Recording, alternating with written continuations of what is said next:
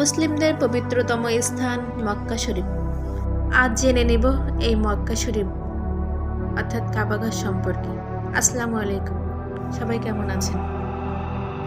কাবাঘরের ভেতরে কি আছে? মক্কা শরীফ হলো ইসলাম ধর্মের পবিত্রতম শহর, যেখানে কাবা অবস্থিত এবং এটি মুসলমানদের তীর্থস্থান।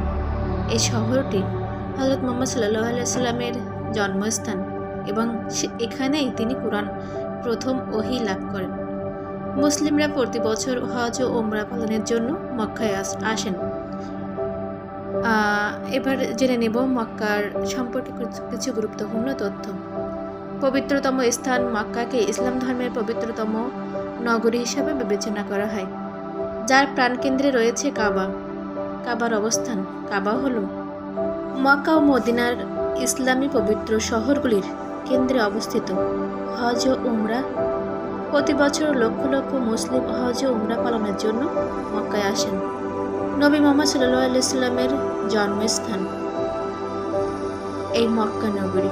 কোরআনের প্রথম ওহী লাভ করেন হযরত মুহাম্মদ সাল্লাল্লাহু আলাইহি সাল্লাম এই শহরে কোরআনের প্রথম ওহী লাভ করেন।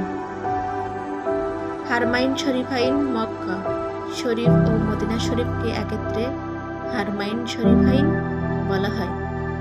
এই পবিত্র শহরগুলোতে অমুসলিমদের প্রবেশ নিষিদ্ধ। ঐতিহ্যবাহী বাজার। মক্কা শহর তার সমৃদ্ধ ইতিহাস ঐতিহ্যের জন্য পরিচিত এবং এখানে শতাব্দীর প্রাচীন ঐতিহ্যবাহী বাজার গড়ে উঠেছে। মক্কা ইসলাম ধর্মের পবিত্রতম নগরী হিসাবে স্বীকৃত। এই শহরে মুহাম্মদ সাল্লাল্লাহু আলাইহি সাল্লামের জন্ম এবং এখানে তিনি কুরআনের প্রথম ওহী লাভ করেন।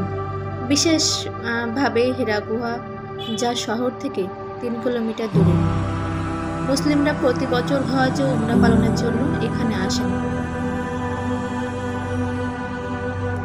মক্কা শরীফের ঐতিহ্যবাহী বাজার। মক্কা শরীফের ঐতিহ্যবাহী বাজার ইতিহাস ও ঐতিহ্যের মক্কা বিশ্বের সবচেয়ে প্রাচীন একটি শহর।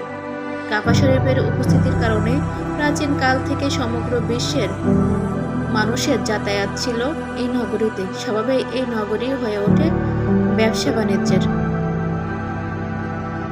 পবিত্র কাবাঘরের ভেতর কেমন এবং সেখানে কি আছে, আসুন জেনে নেই।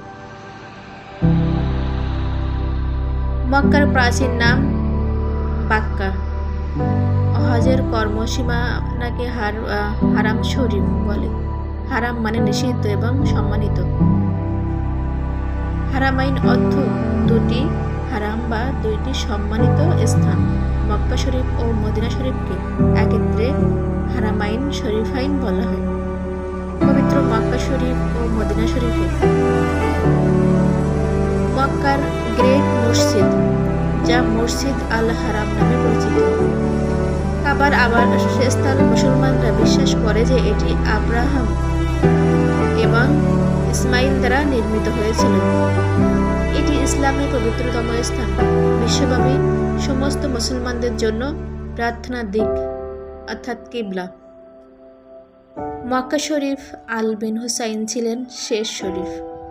1925 সালের শেষ দিকে ইবনে সৌদ হেজাজ জয় করে নেন এবং হাশিমিদের বহিষ্কার করা হয়।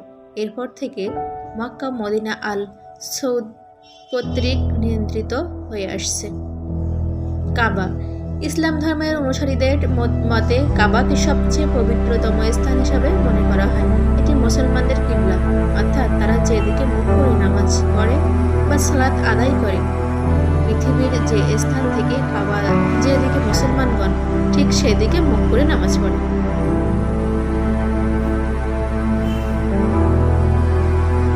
মক্কা শরীফ কি জন্য বিখ্যাত? মক্কা শরীফ থেকে মদিনা শরীফের দূরত্ব। মক্কা শহরের